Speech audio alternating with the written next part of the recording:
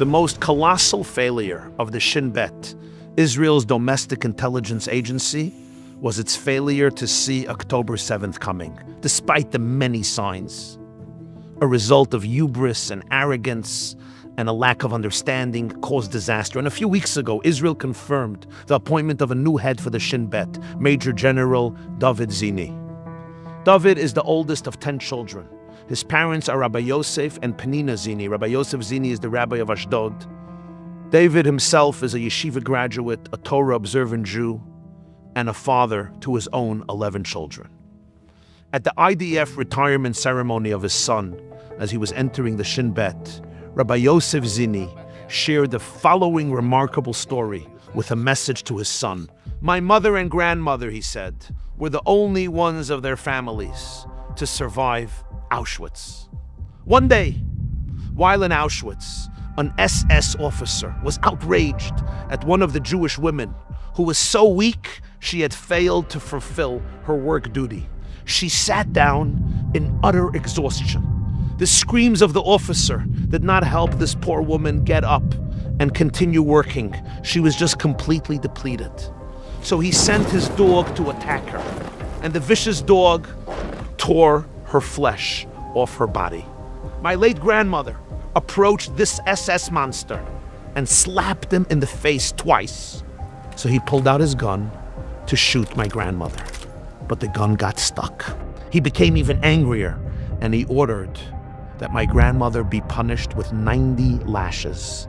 At the end, her body was completely purple. She was returned to the barracks unconscious.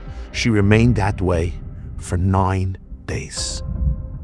When she opened her eyes and mouth, after 9 days, the first sentence that came out of her mouth was, "It was worth it." שלב ראשון, לתת סתירה לאויב בכל מחיר. שלב שני, לכבד את דתנו ואת אמונתנו. At the end of the war, the two of them, my mother and grandmother, were sent with 2,000 Jewish women on a 650-kilometer death march in the snow, which ended in Innsbruck, Austria. Only 200 women survived the march. When they arrived there, the American soldiers were frightened by these skeletons. They seemed like dead spirits or walking ghosts. In their fear, the soldiers called their priests. The priests approached the women and said, "Are you aliens?" And they said, "No, we're Jewish." That's when the priests went and called the rabbis of the Allied forces who liberated Europe. One of these rabbis was my late father, Rabbi Zini said. He was a chaplain, and when he saw the frightening spectacle, he said to his Jewish friends, "This is what is left of the people of Israel. This is what we're going to do. Each of us is going to take one of these girls as a wife, and we will rebuild our people from the ashes." And so my father married my mother, Rachel, a skeleton from Auschwitz, and I, Yosef Zini, was born. And thank God, smack in the middle of the Yom Kippur War in 1973, our oldest son, David, was born, together with his twin sister, when there was no electricity in Jerusalem and 16 inches of snow.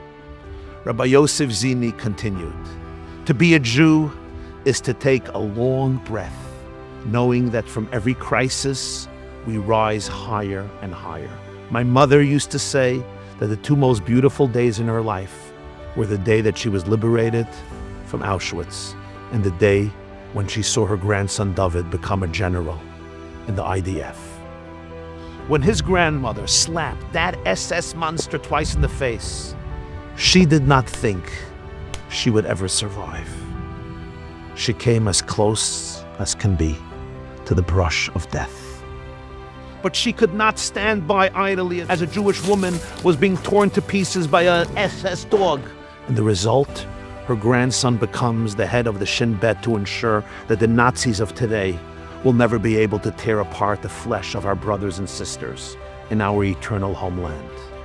This is the eternal flame we celebrate on Chanukah, and you can't even describe it in words. It comes from your deepest, purest essence, that space inside of you in which your soul and God are fused are one forever and ever. There is a safety and love that is infinite and limitless.